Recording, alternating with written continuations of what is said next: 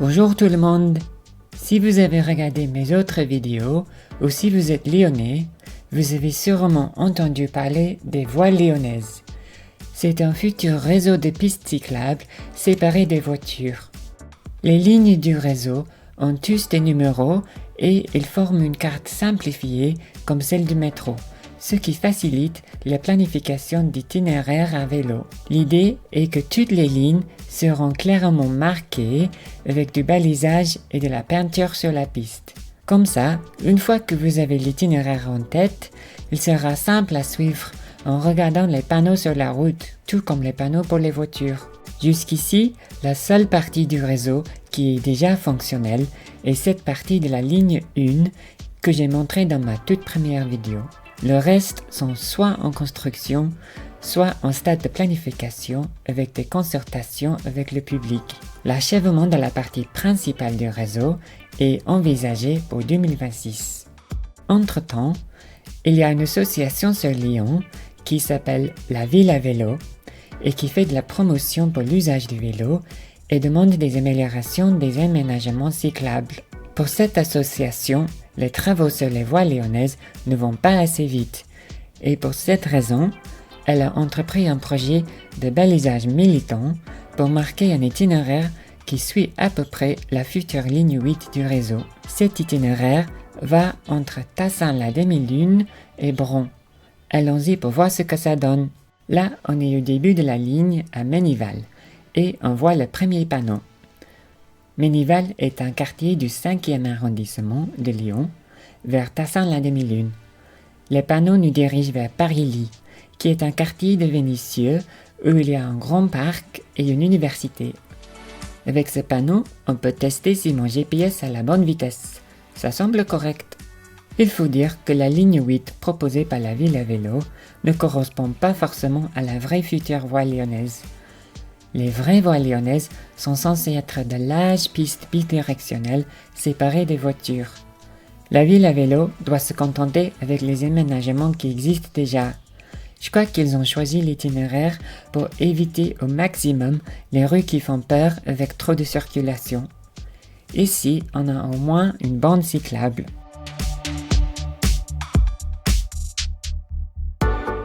Voilà un premier panneau qui me dit de tourner à gauche. J'ai pas pu trouver l'itinéraire sur internet avant de tenter ce trajet. Donc, je compte sur les panneaux pour pas me perdre. Ce panneau est presque caché par les buissons, mais heureusement, je l'ai vu.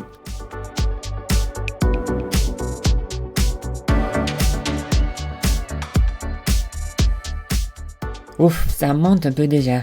C'est rassurant de voir que je ne suis pas le seul cycliste à tenter ce trajet.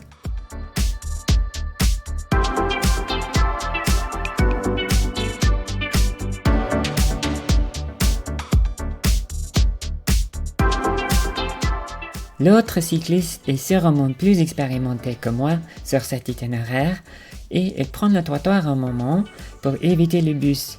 Moi, je me retrouve coincé derrière.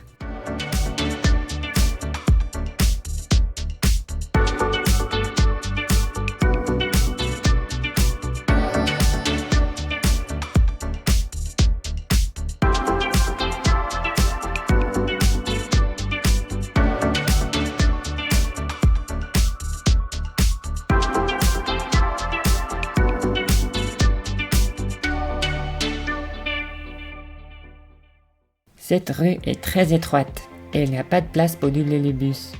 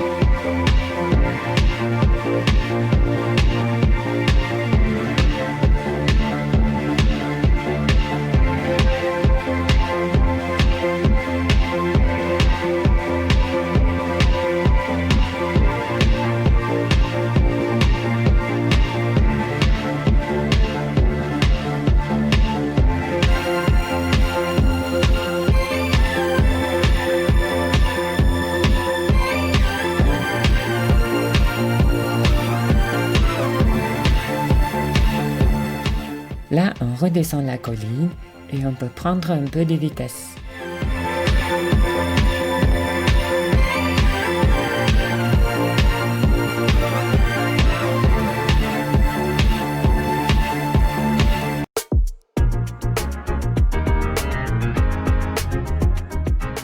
Ce panneau semble indiquer qu'il faut tourner à droite, mais après avoir regardé à droite, j'ai décidé qu'il devrait sûrement indiquer d'aller tout droit.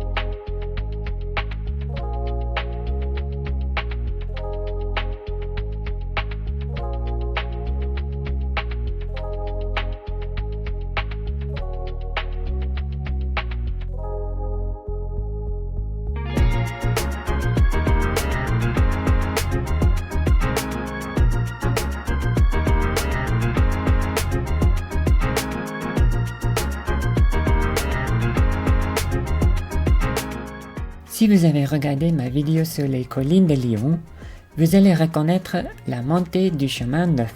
C'est la rue où j'ai galéré pour monter. Heureusement, cette fois je descends. C'est difficile de respecter la limite de vitesse de 30 km/h ici. Heureusement que j'ai des freins à disque.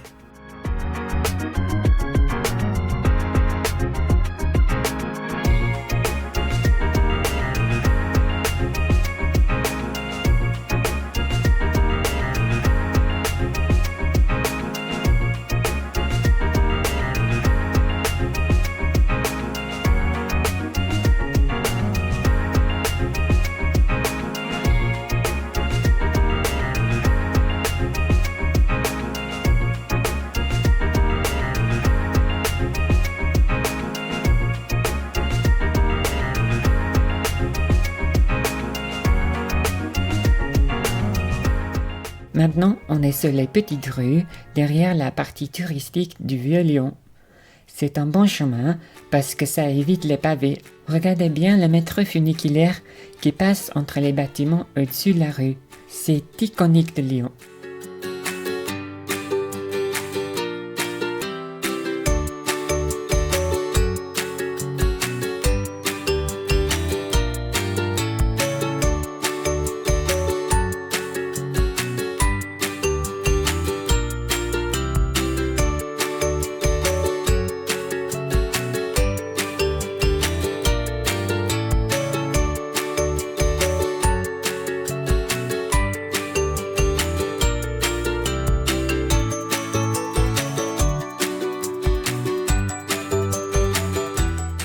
Enfin, on est sur une piste cyclable bidirectionnelle.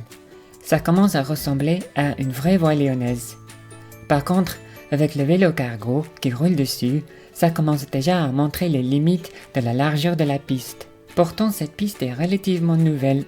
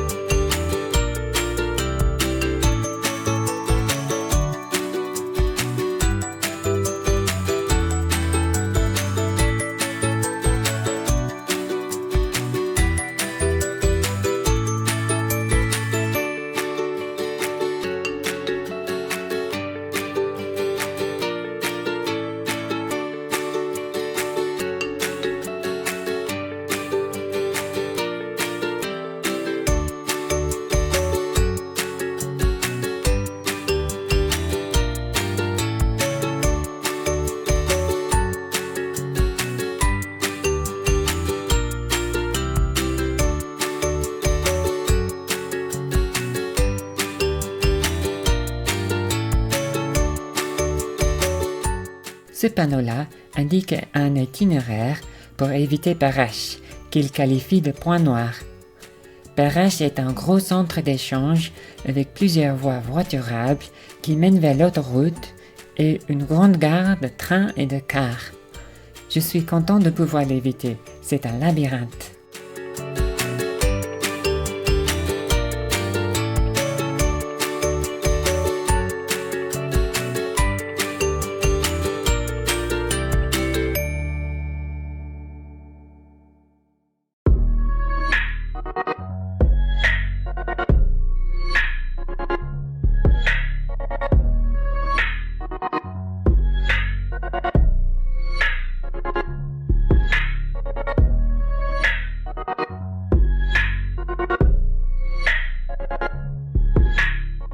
On se trouve sur un double sens cyclable, très étroit ici, et j'ai du mal à passer les voitures. Il y a un panneau au bout de la rue, mais il semble tourner dans le mauvais sens. Après avoir vérifié le bon sens, j'ai essayé de le remettre droit. Malheureusement, les panneaux ne sont pas très bien fixés au poteau et ça ne résiste pas au vent. Je crois que la ville à vélo voulait surtout faire une action militante pour sensibiliser les gens plutôt que de faire un vrai balisage qui durerait dans le temps.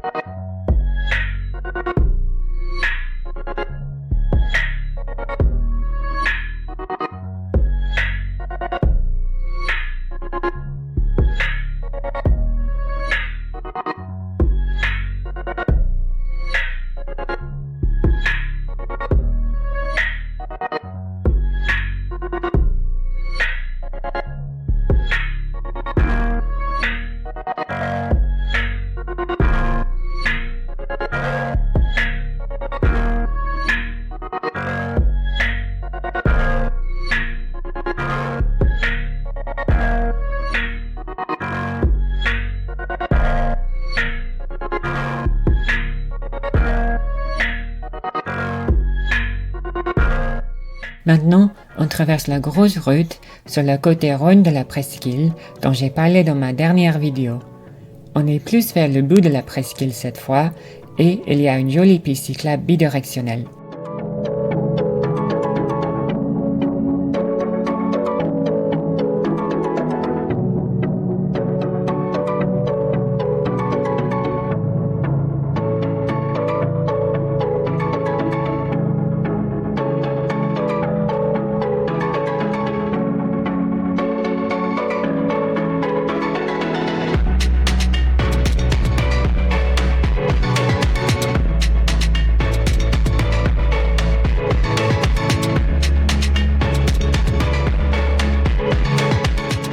Ce panneau semble aussi être tourné dans le vent, et j'ai mis du temps à comprendre ce qui s'est passé.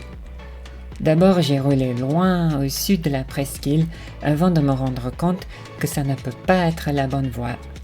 Avec la magie du montage, on peut faire comme si rien ne s'est passé, et j'ai continué sur le bon chemin.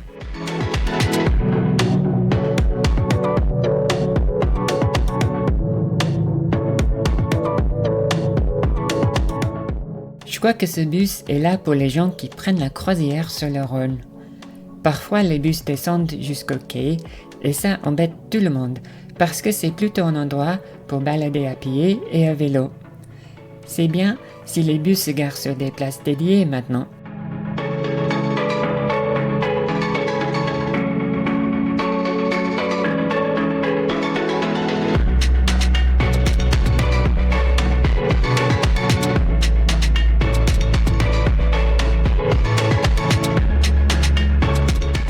Là, on passe par un des campus de l'université Lyon 2. L'itinéraire aboutit à l'autre campus, donc il pourrait être utile s'il y a des étudiants qui doivent se déplacer entre les deux campus.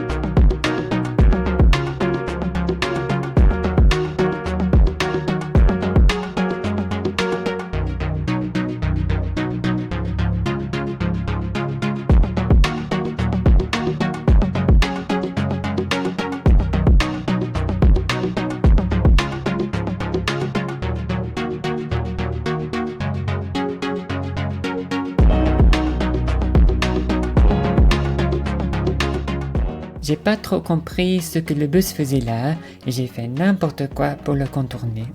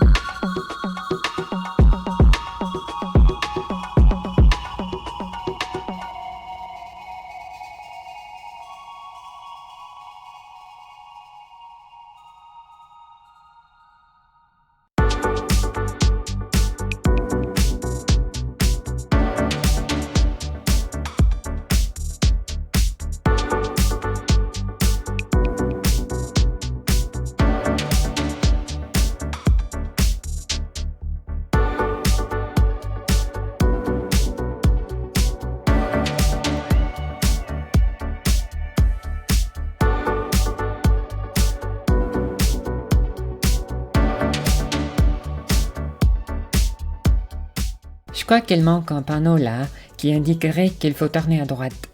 Je savais pas à ce moment, et donc j'ai juste continué tout droit en espérant pouvoir trouver un panneau plus loin. Au bout d'un moment, je me suis retrouvé sur l'avenue Rockefeller. C'est connu pour être un point noir pour le vélo à Lyon. Et vous pouvez voir pourquoi. Il n'y a pas d'aménagement cyclable et la voie pour les voitures est très étroite.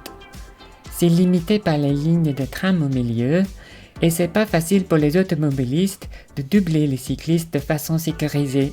C'est pour cette raison qu'on voit souvent des cyclistes sur le trottoir à cet endroit.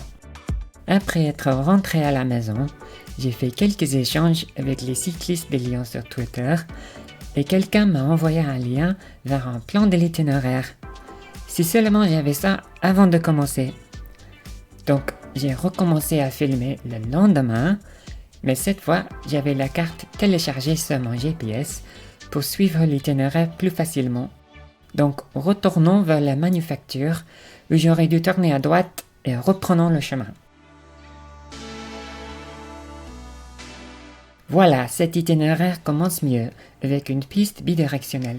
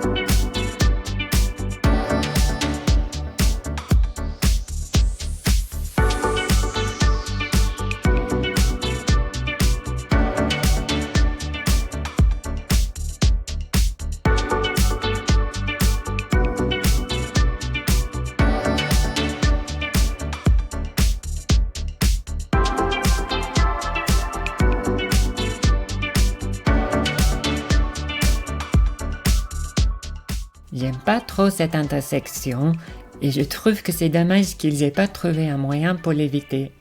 Il faut tourner à gauche sur une grande rue, mais je suis sur une rue en sens unique sur la voie bus vélo en contresens. Donc il n'y a pas d'autres voitures à suivre et je suis pas trop visible en attendant au milieu de l'intersection.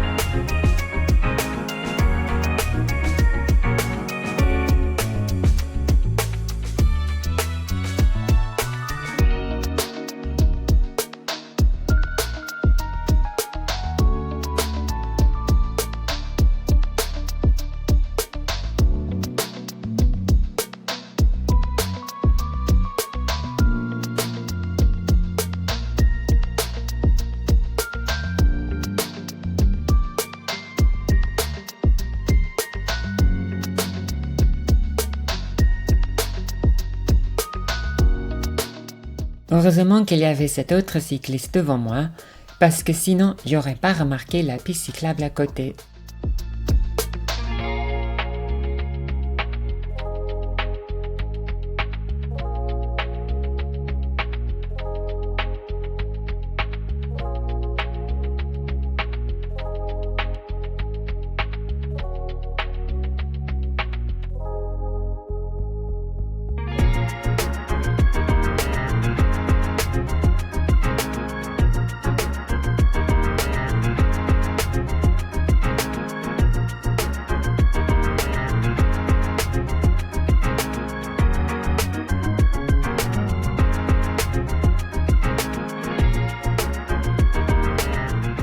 Comme souvent, il y a une moto sur la piste cyclable.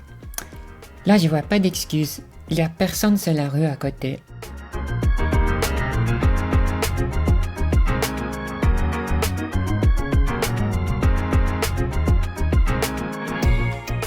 Maintenant, on entre dans le parc de Paris-Lille. Il y a pas mal d'équipements sportifs, comme pour la course à pied, le basket, et il y a un hippodrome. Ça fait aussi un très joli chemin à vélo pour éviter les voitures pendant un moment.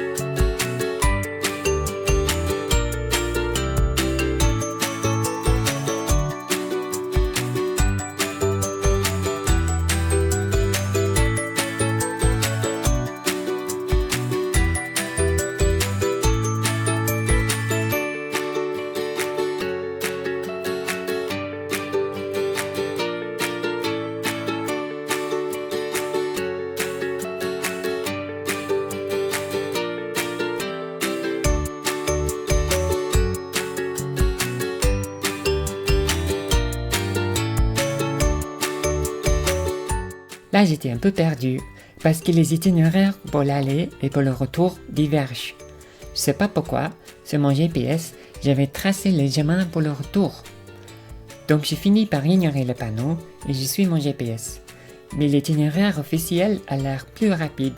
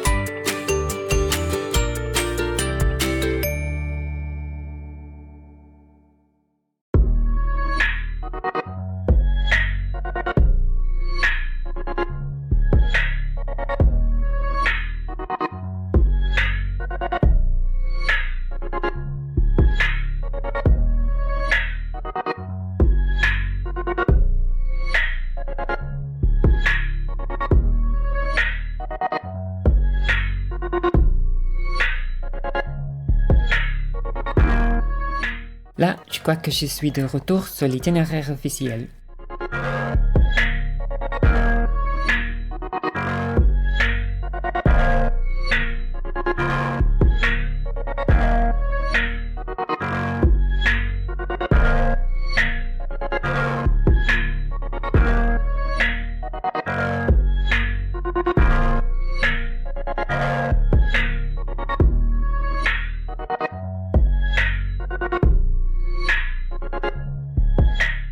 Et voilà, on est arrivé à destination, à l'autre campus de l'Université Lyon 2.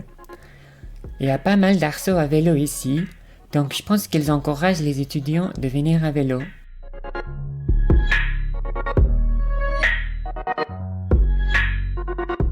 D'ailleurs, il y a aussi un atelier d'auto-réparation de vélo sur le campus. Ça pourrait être très utile si vous trouvez des problèmes avec votre vélo sur la route. Donc, en gros, je trouve que l'idée d'avoir des balisages d'itinéraires à vélo est excellente. Et la ville à vélo a fait un super travail là. Par contre, je pense que dans l'état, c'est un peu difficile à suivre et les panneaux vont peut-être pas rester trop longtemps dans le vent. Mais ça fait quand même une super sensibilisation sur le sujet, parce que les panneaux sont bien visibles dans la ville. Bref, merci d'avoir regardé et merci à la ville à vélo pour leur travail. À la prochaine!